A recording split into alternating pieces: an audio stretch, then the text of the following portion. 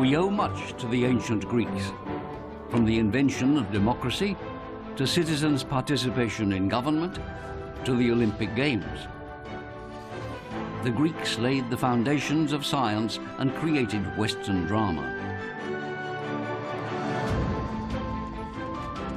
The Romans conquered and unified Europe. Their greatest achievements lay in administration, infrastructure, and above all, their system of law.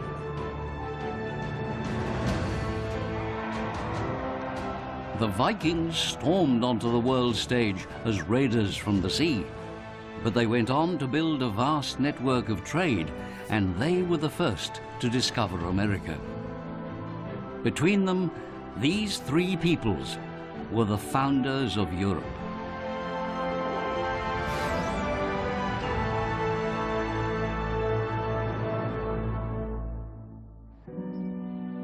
Our journey into the past takes us to Rome, the heart of the greatest empire of the ancient world.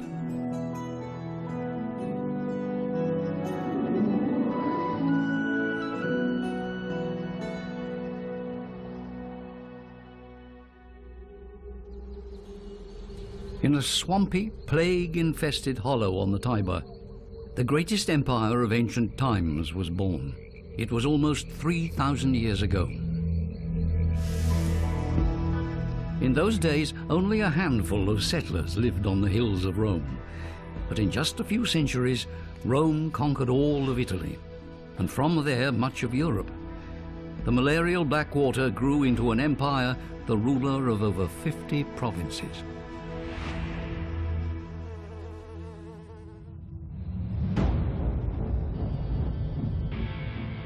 At the height of its power, the Roman Empire controlled most of the known world.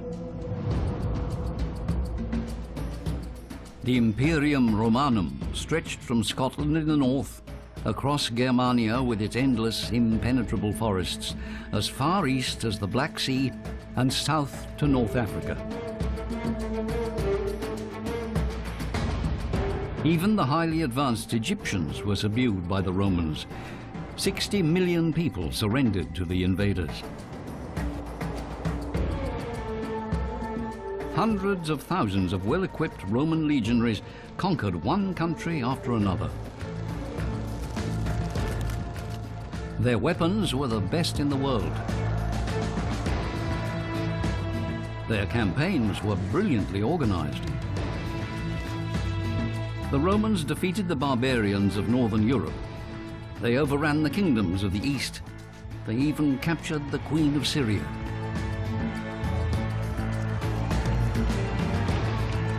Nothing and no one could stop the Imperium Romanum. Rome owed her supremacy above all to her legionaries. Some provinces were easier for them than others. Along the Rhine, they were mainly builders. They labored there for years on gigantic border fortifications. North of that line, known as the Limes, the legionaries suffered both from the cold and from constant attacks by Germanic tribesmen. Some worked in government administration or in procuring the supply of grain. There was work for them throughout the empire. Most legionaries were stationed in border areas. At the time of Augustus, there were 28 legions, which means 170,000 men with an equal number of auxiliaries. The achievements of the legionaries and their commanders were commemorated on Trajan's column, which still stands on its original site in the center of Rome.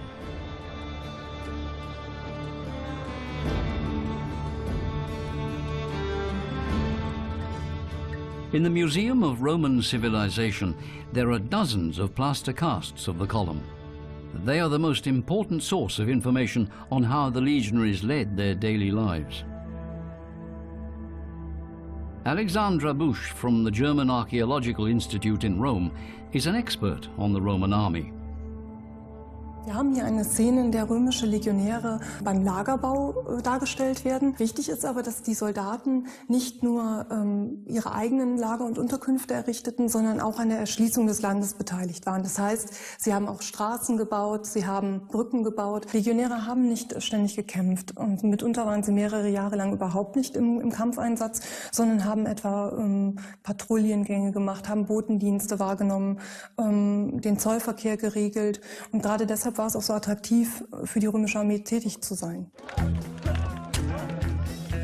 Wherever the Roman legions were stationed, they built a walled camp. In these far-flung forts, they kept watch on the borders. They seldom needed to go to war in full strength, but when they did, they were well prepared. Their weapons were second to none. Their javelins could fly over 15 meters and pierce any shield.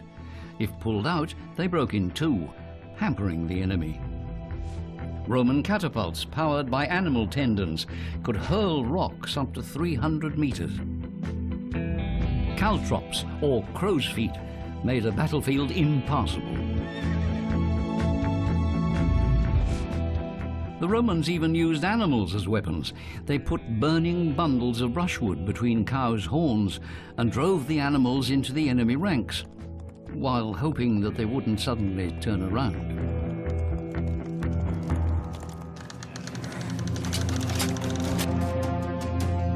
When a legion was on the move, it was like a giant piece of machinery being set in motion.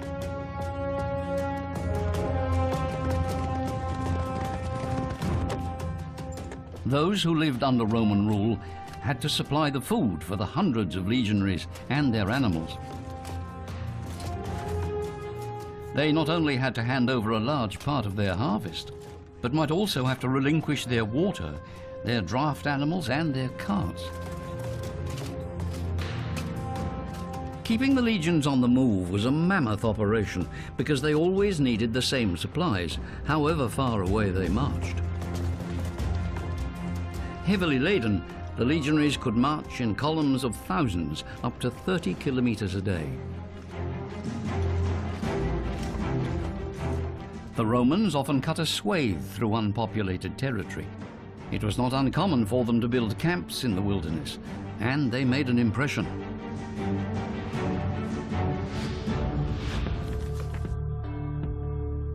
They felled so many trees for building material and firewood that in some areas entire forests vanished.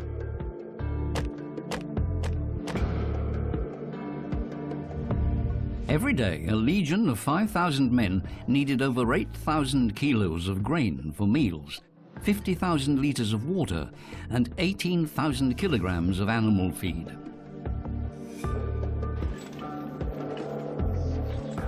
A place in a legion was highly sought after, not only because of the guarantee of regular meals, but also because the army offered a fixed income, chances of promotion, and security in old age. But the security came at a price.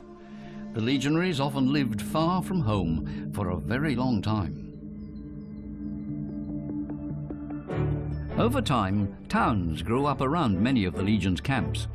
On the Rhine, the cities of Cologne and Koblenz both began as small Roman forts.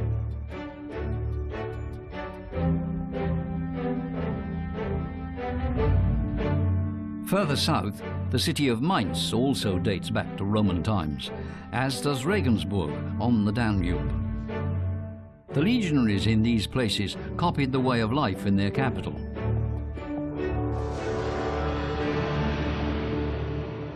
To live in Rome, that was what they dreamed of, although only aristocrats could afford the best it had to offer.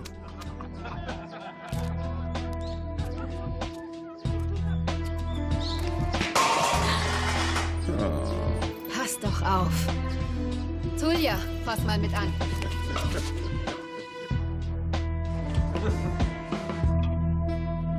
Das ist ausgezeichnet.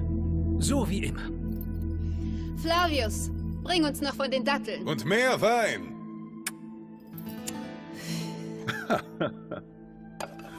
Gehst du morgen in die Arena? Ja, natürlich. Ich habe viel Geld auf diesen Gallier gesetzt. Oh ja, der Gallier. Du weißt schon, der Blonde, er ist sehr gut gebaut. Und sehr willig. Das hat mir die Frau des Konsuls unter 4 Augen anvertraut. Oh. Erzähl mir mehr darüber. Also, gestern habe ich Titus getroffen in der Therme. Bei ihm war dieser neue Afrikaner, der morgen gegen deinen Gallier kämpft. Ach, ja. Wenn du mich fragst, hat dein Gallier keine Chance gegen den Afrikaner. Du wirst schon sehen. Er wird gewinnen. Tullia, bring uns die Haare. Na los! Sieh mal, hast du schon einmal etwas so Blondes gesehen? Aus Germanien für dich. Deine Sklavin knüpft doch so tolle Perücken. Sie haben so schöne Haare, diese Barbaren. Ja, manchmal beneide ich sie. So wild und so frei. Na, ihr Hübschen, habt ihr schon genug?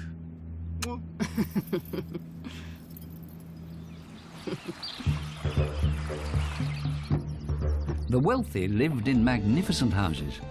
At Tivoli, east of Rome, is Hadrian's Villa, an imperial summer residence with gardens and fountains. But most of the population lived in blocks of rented flats. These ruins can still be seen in Ostia, Rome's port. On the ground floor, there were small shops and places to eat. On the upper floors, people lived in cramped quarters, without a toilet or kitchen. Many of these flats were very expensive, even the run-down ones. But a quarter of the city was public space, open to every citizen. People met in the Colosseum, the first multi-story arena. It seated 70,000 and even had awnings against the sun.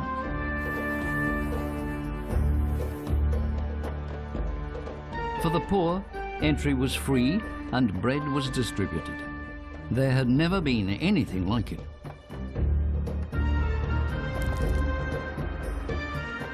In the Roman Forum, public trials went on every day.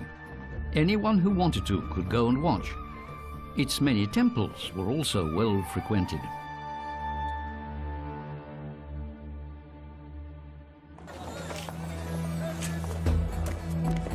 All classes of Roman society mingled in the public squares. Rich or poor, slave or free, everyone went there.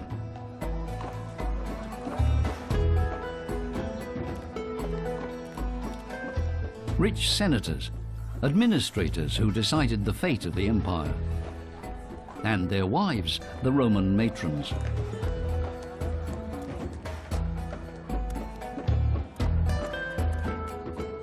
Prostitutes plied their trade in innumerable brothels. To the Romans, it was quite normal.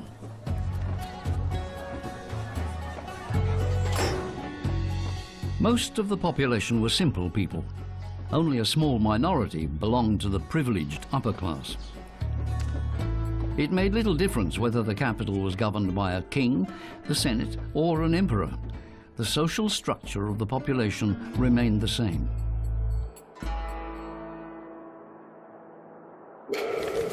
At the peak of society were Rome's oldest families, the wealthy aristocracy. They held the top jobs in politics and the army. After them came the knights, successful merchants and rich men who had risen to the top in civil administration. Below them came the broad mass of plebeians, ordinary people, mainly craftsmen and farmers and their families. At the bottom were countless slaves, men and women living a life of drudgery so that the economy of the gigantic empire could prosper. Rome had several slave markets. Each week, fresh merchandise was offered. Many of those being sold were prisoners of war. Over the centuries, around 400,000 slaves were brought to the capital. Schaut, das sind Muskeln, oder? Ein iberischer Sklave. Sehr gesund. Keine Krankheiten, sehr robust. Für alle Arbeiten geeignet, ganz frisch reingekommen. Warte mal. Und er ist stark. Ich suche einen Sklaven, der etwas von Schreibarbeit versteht. Ich verstehe, Sie wollen keinen Arbeiter, sondern etwas für das Haus. Da haben Sie wirklich Glück. Ich habe genau das Richtige für Sie. Schauen Sie. Vielseitig und tüchtig. Sowas findet man selten heutzutage. Und, meine Herren, sie ist auch was fürs Auge. Ich zeig sie Ihnen mal. Gut für Arbeiten im Haus und wunderschön. Das passt Oder wollen nicht. Sie? Nein. Wirklich nicht. Setz dich. Ich habe da auch noch einen Griechen. Der könnte Ihnen vielleicht... Du hast doch einen Griechen? Ja, bring doch mal den Griechen. Seht ihn euch an, er ist klug. Ist was Besonderes. Und der Preis? Ein gelehrter Sklave. 100 Sesterzen, mindestens. Was denken Sie? Ich gebe dir 20. Er spricht mehrere Sprachen fließend und schreibt sie auch. Und er kennt sich aus in der Medizin. Natürlich. Das ist so bei Griechen. Na gut, dann nehmt ihn für 50 Sesterzen.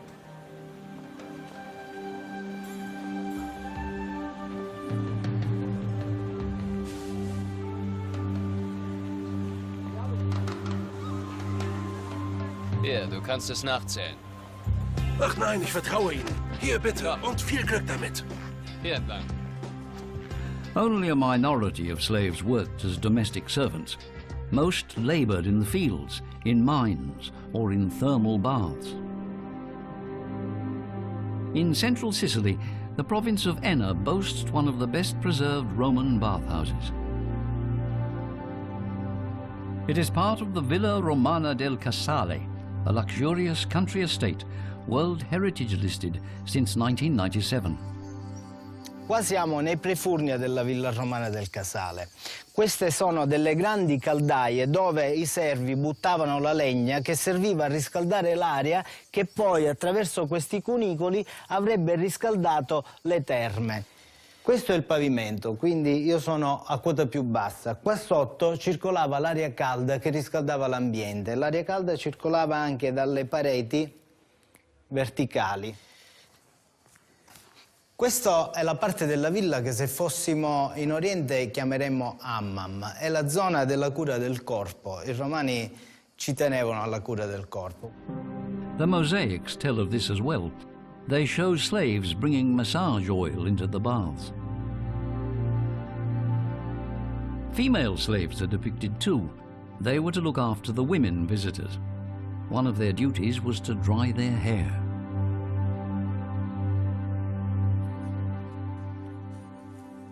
Questa è la stanza più famosa della Villa Romana del Casale. Rappresenta le donne in bikini. Sono le palestriati. Ci sono i vari sport, c'è il peso, il lancio del disco, c'è la corsa, c'è la pallavolo e poi c'è la premiazione. Questo è un elemento strutturale molto importante della Villa Romana del Casale, è l'acquedotto, è la struttura che serviva a portare l'acqua dentro la Villa Romana. L'acqua dentro la Villa Romana serviva per le piscine, serviva per le cucine, ma serviva anche per rinfrescare l'aria durante l'estate. La Villa Romana era piena di fontane distribuite per tutta la villa, perché l'acqua è un elemento molto importante. The aqueduct was an invention of Rome's brilliant engineers. Their monumental waterways were also masterpieces of architecture.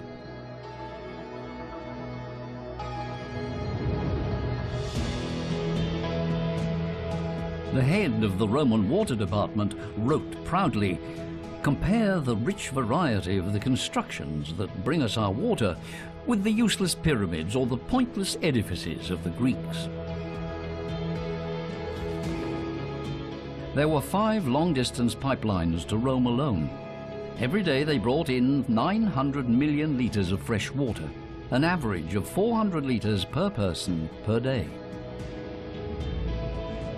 The incoming water was stored in reservoirs, and from there it was directed via pressurized pipes to the distributing reservoirs in the city. Each part of town had its own public latrines, where people liked to meet to discuss personal or business matters. Rome also had several large baths and over 1,000 wells to provide a constant source of fresh drinking water. The motto of the day was Sanum per aquam, or spa for short. It means healthy through water.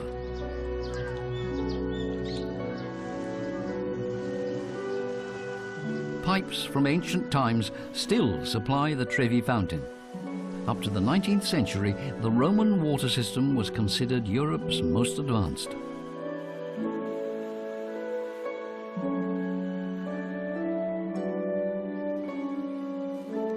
The idea of piping water into cities has long since spread all over the world.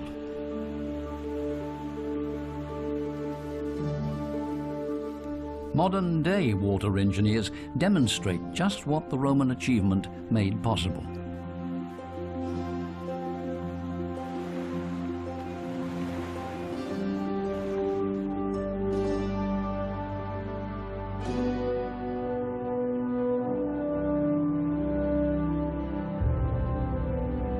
The pleasant way of life in ancient Rome was also made possible by hard-working administrators. Was liegt an? Nur das wirklich Wichtige, bitte. Leider gibt es heute einige Angelegenheiten, die nicht warten können. Die Stimmlisten für die nächste Wahl sind wohl am wichtigsten. Und dann sind wieder eine ganze Reihe neuer Bittschriften eingetroffen, die sich besonders an euch richten.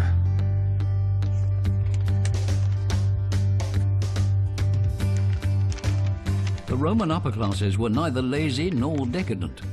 On the contrary, they were hard-working and ambitious, and they held the empire together. It was only a few hundred men who governed the 60 million subjects of the empire. A handful of managers ran the mega-enterprise of the Imperium Romanum. So geht das nicht. Beeil dich. They were the workaholics of their day. Treasury officials, town planners, or distributors of food all labored to ensure that the empire ran smoothly. They organized the transport of goods to the capital. Wine and oil came in amphorae, mainly from Spain. From North Africa, they brought horses for the army. Gaul provided iron, amber came from Germania, and Britannia delivered wool. The most important commodity of all, grain, came from Rome's richest province, Egypt.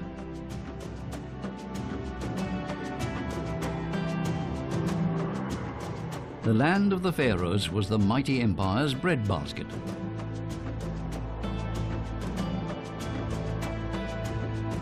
The Egyptians had grown grain on the fertile banks of the Nile for thousands of years.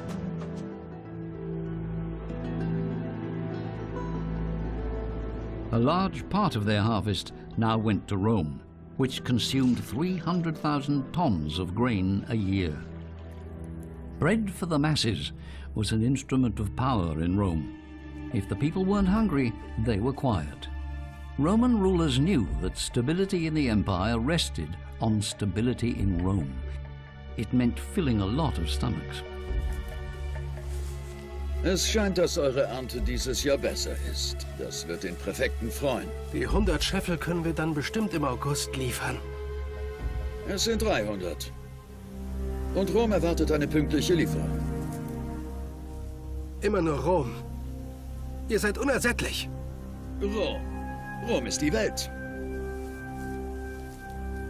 Und vergiss niemals, das Imperium wird weiter wachsen.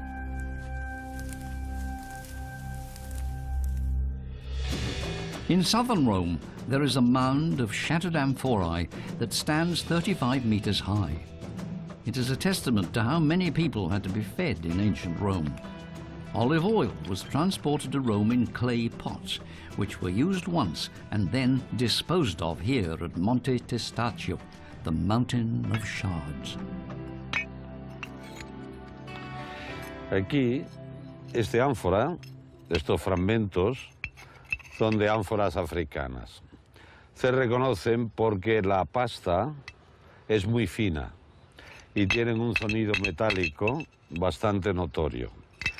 Dividiendo el peso que los geólogos han calculado del testacho por el peso de una ánfora, podemos llegar a la conclusión de que lo que todavía queda, y de aquí se ha perdido mucho material, representaría aceite suficiente para alimentar a una población de 1 millón de habitantes durante 250 años. To feed over 1 million people in Rome alone, the administration had to run smoothly. Wenn das so weitergeht, kann ich nichts tun. Die Boten werden bestimmt bald da sein. Und ich möchte diese Vertröstungen nicht mehr hören. Wann genau ist die nächste Senatssitzung? Nächste Woche. Und was haben wir? Die Liste mit den Steuereinnahmen ist heute früh eingetroffen. Und wie sieht es aus? Bisher hat nur Ägypten geliefert. Das ist nicht genug. Das wird niemals reichen. Britannien, Gallien, Mauretanien. Was ist mit denen? Kümmere dich darum. Schick mehr Boten, verdoppel die Reiter und bring mir die Einnahmen sofort!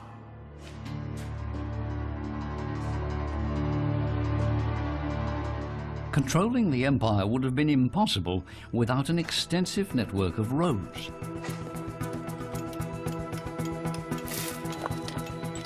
So, transport routes were created throughout the empire. The many legionaries stationed in the provinces had to work as builders' laborers.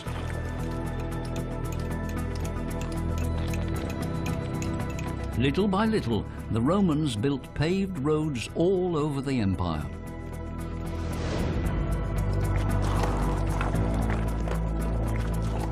The roads ran from the capital to the outermost borders, through woods and wilderness, past army camps, villages and towns.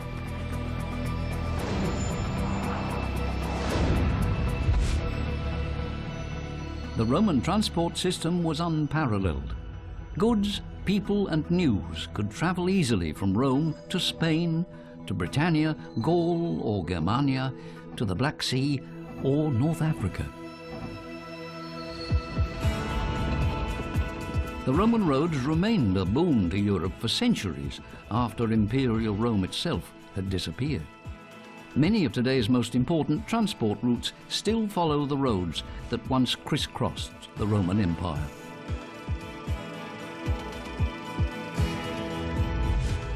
The Roman principle of linking places through sophisticated infrastructure and logistics lives on land, at sea, and in the air.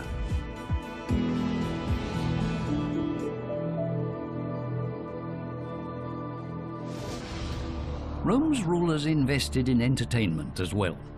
Arenas were built all over the empire. The greatest of them was the Colosseum. There were regular gladiator shows in the giant amphitheater.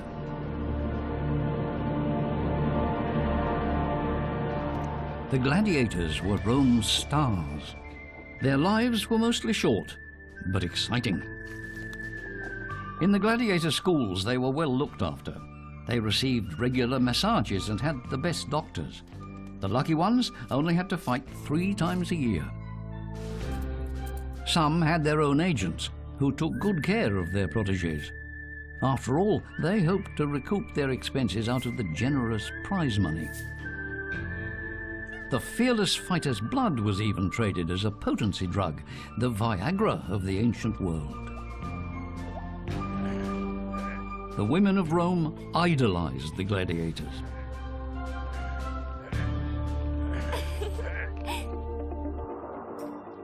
No one has died in battle in the Colosseum for a very long time, but 2,000 years ago it was a different story. In the so-called Games, hundreds of thousands of prisoners of war, criminals, Christians and gladiators lost their lives either fighting each other or facing wild animals. The idea of staging spectacles in huge arenas was born in Rome. There, the concept of bread and circuses was politically driven. In the 21st century, it's a matter of entertainment and money. But the appetite for spectacle remains the same, even if no one has to die to thrill the spectators.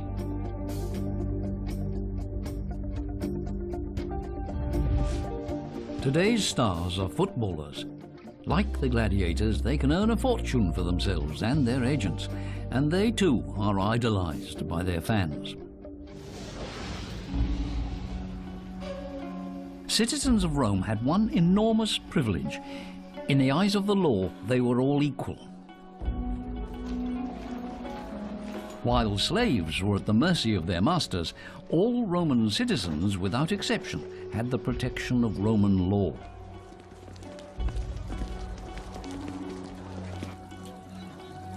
Plaintiffs were usually represented by a lawyer. They often prepared their case in the public latrines. Er hat mich betrogen. Ja, und so wahr ich hier sitze, mehr als nur einmal. Das hatten wir doch schon. Die Frage ist, hast du Beweise? Handfeste Beweise. Alle Welt weiß doch, dass sie mich betrogen hat. Man ruft es durch die Gassen. Und was ist mit ihrem Sohn, den sie nach unserer Scheidung geboren hat? Der sieht mir überhaupt nicht ähnlich. Ist das kein Beweis? Wer kann trotzdem von euch sein? Wir brauchen Beweise, keine Gerüchte. Ich werde es dem Richter erklären. Und er wird mir glauben. Hör zu. Ihr müsst zu einer Einigung kommen, sonst wird das ein langer, teurer Prozess. Ich behalte Ihre Mitgift und Sie werden das vor Gericht für mich durchfechten. Das wird nicht leicht sein. Viel haben wir nicht in der Hand, aber ich werde in dieser Sache nichts unversucht lassen. Abgemacht? Ich melde mich, wenn ich noch etwas herausfinde. So machen wir es.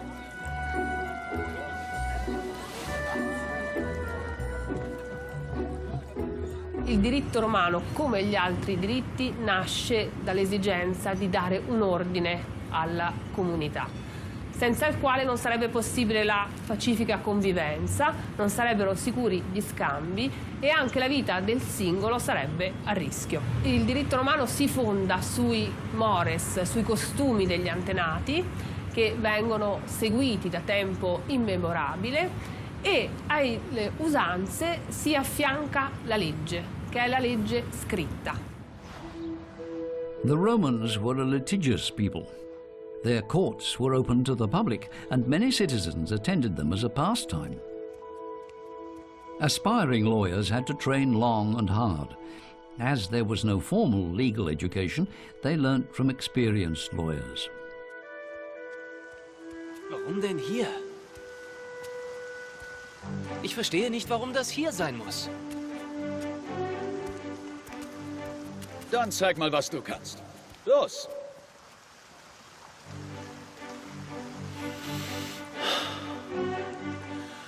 Ihr Römer! Nein, Haltung. Brust raus. Nochmal.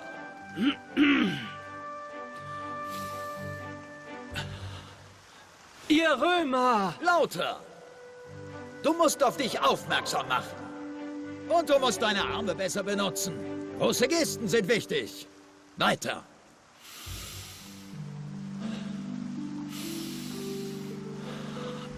Ihr Römer! Would-be lawyers practiced their elocution and rhetoric for years in the hope that one day they would be able to speak before a court. Na, geht doch. Aber du hast noch viel zu lernen. Und Cicero, der hat auch mal klein angefangen. Tägliche Übung, das ist es. Glaub mir. Komm jetzt. The speeches of Cicero were essential reading for lawyers in training. Cicero was the most famous Roman orator of them all. Generations of lawyers modeled themselves on him, because only a brilliant speaker could win the day in court. A Roman trial proceeded much as trials do today. First, the plaintiff presented his case. It was then considered in the presence of the defendant. A jury delivered its verdict. They had cards with A for absolvo, acquittal, and C for condemno, conviction. The penalties ranged from simple fines to banishment to death in the arena. If the majority of the jury abstained, the verdict was in dubio pro reo. When in doubt, for the accused. Ci sono due tipi di processo. C'è il processo pubblico È il caso ad esempio dell'omicidio, in cui è la comunità che interviene a punire il colpevole e in questo caso a giudicarlo sono i cittadini stessi riuniti nel comizio. Quando invece ad essere leso è un interesse del singolo cittadino, come nel caso del furto, è colui che ha subito il furto a doversi recare dal magistrato per chiedere giustizia. Political crimes were prosecuted in extraordinary courts, which were also open to the public. But the law itself was the same for all citizens. Everyone had the same protection, rich and poor, men and women.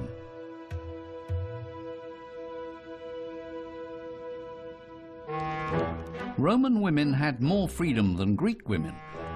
Political office was closed to them, but before the law, they had the same rights as men. Euer Ehren?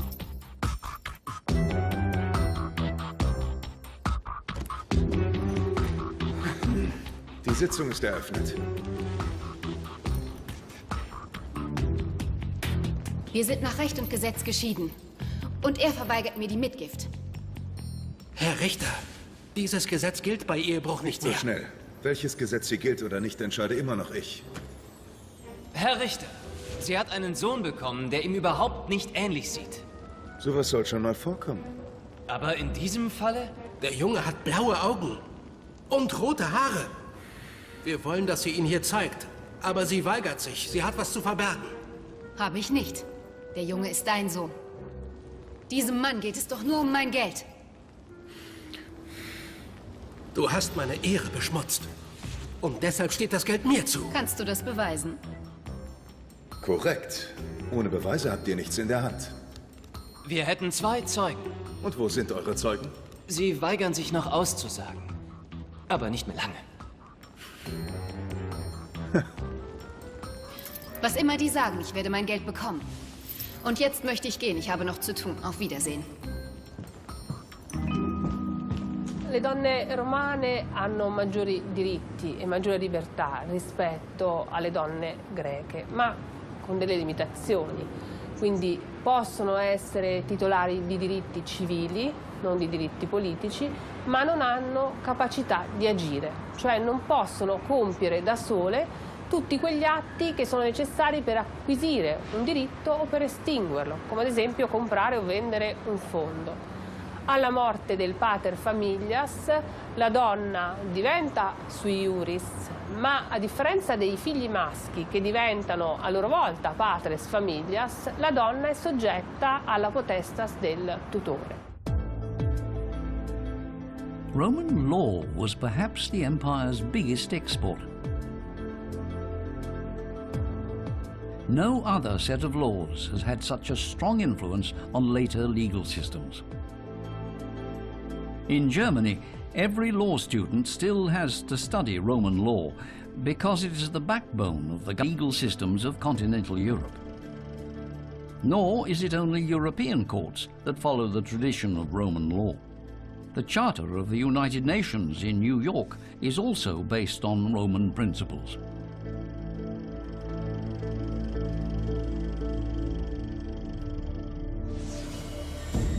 But there were peoples who wanted no part of Rome.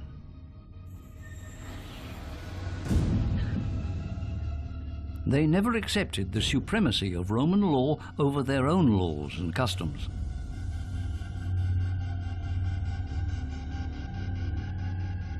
In border areas where there were frequent uprisings, the Romans were ruthless in imposing their version of justice. Ich verurteile die Angeklagten wegen Hochverrats zum Tod am Kreuz.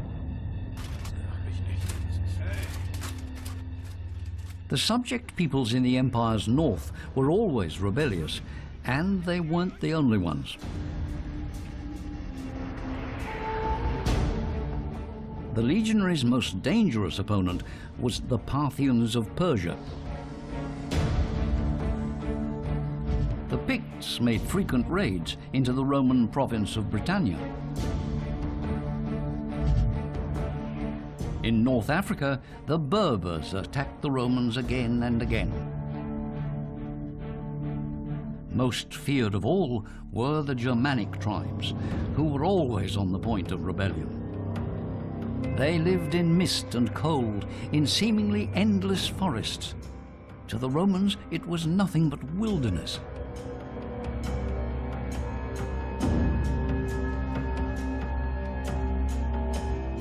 There were no towns. There was nothing the Romans recognized as civilization or law and order. It was a world entirely different from Rome, a world that filled the Romans with fear.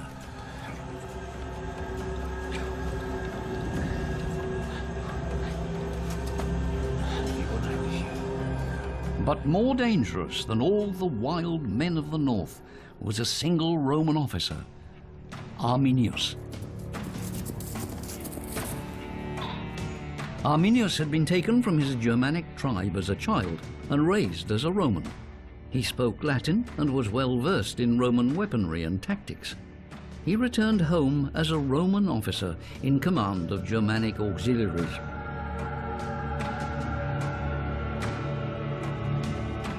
But Arminius never felt that he truly belonged to Rome. So he swapped sides.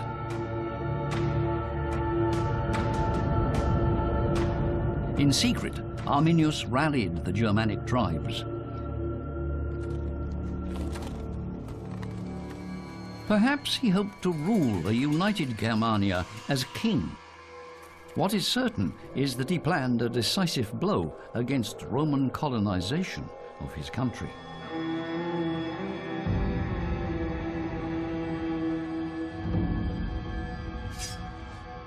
Ich habe an ihrer Seite in Pannonien gekämpft. Und ihre Legionen rücken geordnet in Reih und Glied mit solcher Wucht vor, dass wir bei einem offenen Angriff untergehen würden. Dann werden wir sie eben auf dem Marsch angreifen. Ihr Tross zieht sich träge wie ein Lindwurm meilenweit durch die Ebene. Aber Varus zieht mit 3 Legionen. Das sind fast 20.000 Mann. Wir sind ihnen unterlegen. Wir können sie nicht überall gleichzeitig angreifen. Völlig aussichtslos. Doch sie fürchten unseren Wald. In 9 AD, Arminius and his allies lured the Romans into a well-laid ambush. 3 full legions walked into the trap, and the Germans sounded the signal to attack.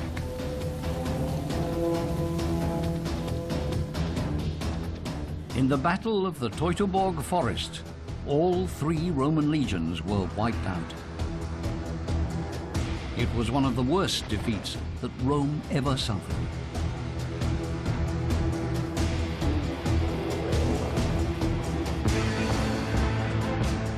Arminius is remembered to this day as the liberator of Germania from the Roman yoke.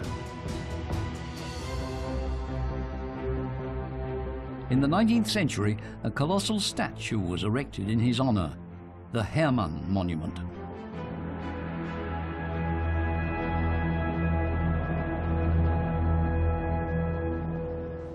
After this disaster, the Romans withdrew from all of Germania east of the Rhine. They made the river the new imperial border. To separate themselves from the barbarians, they built the Limes Germanicus, the largest fortification of its day, stretching 550 kilometers through present-day Germany.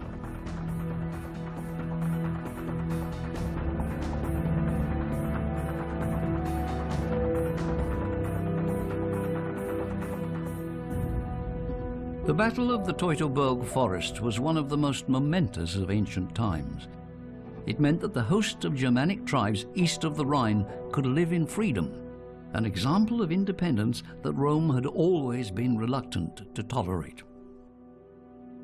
À la longue und im Endeffekt war der Rhein eine klare und starke Grenze, nicht nur die Militärgrenze Roms, sondern auch eine starke kulturelle Grenze. Das kann man ja noch heute erkennen. Zum Beispiel dadurch, dass die Franzosen Französisch sprechen, also eine romanische Sprache. Aber auch in Deutschland sieht man das. Hier in Trier zum Beispiel, wo es markante, tolle Überreste aus römischer Zeit gibt. Und die Rheinländer sind ja insgesamt sehr stolz darauf, dass sie die römische Zivilisation genossen haben. Und die Römer hätten auch gesagt, naja, bei uns ist alles zivilisiert und da drüben auf der anderen Seite, da ist das Barbarikum.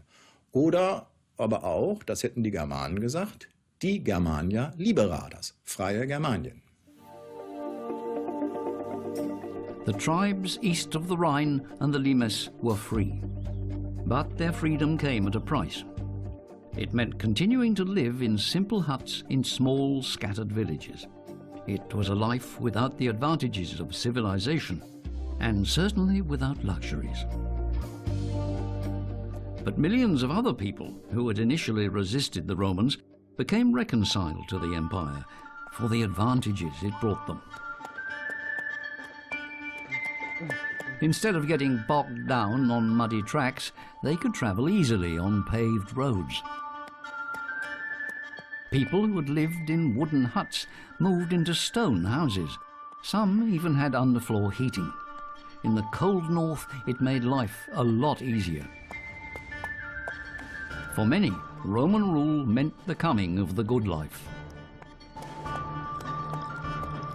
And the Romans laid on entertainment in large amphitheatres. Remnants of Roman civilization can be seen wherever the Roman writ ran. There are the magnificent baths and the multi-level aqueducts stretching for hundreds of kilometers. There are the countryside amphitheatres and the huge arenas in the cities.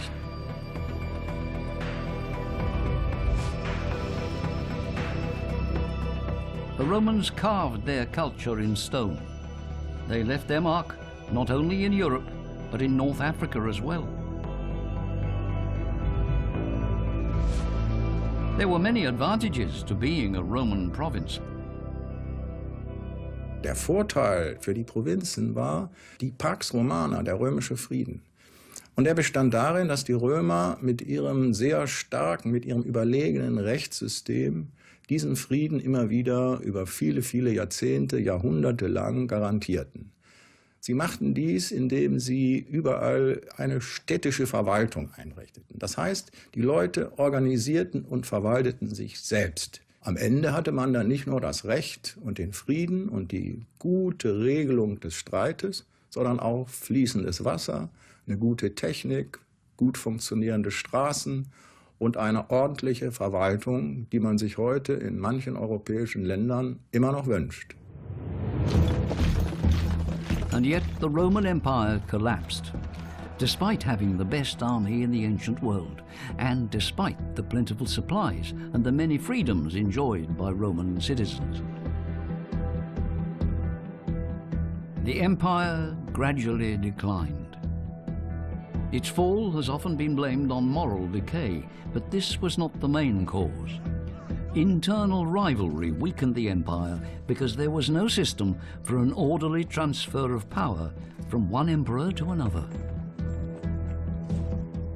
From the 3rd century on, this became a chronic problem as would-be emperors fought it out. They were no longer fighting external enemies, but their own countrymen.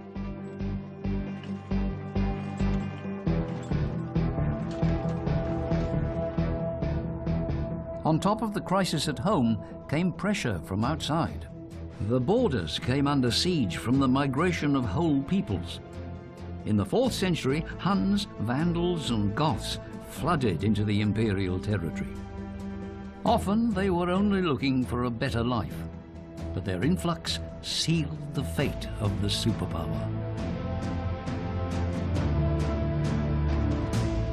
In the 5th century, the Roman Empire ceased to exist, but its legacy is enormous.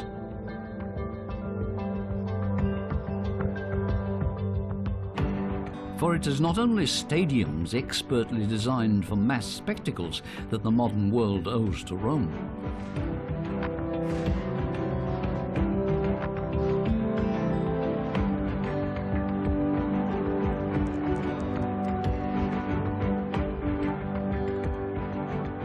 also owe to the Romans the whole idea that a functional infrastructure is the necessary underpinning of a successful society.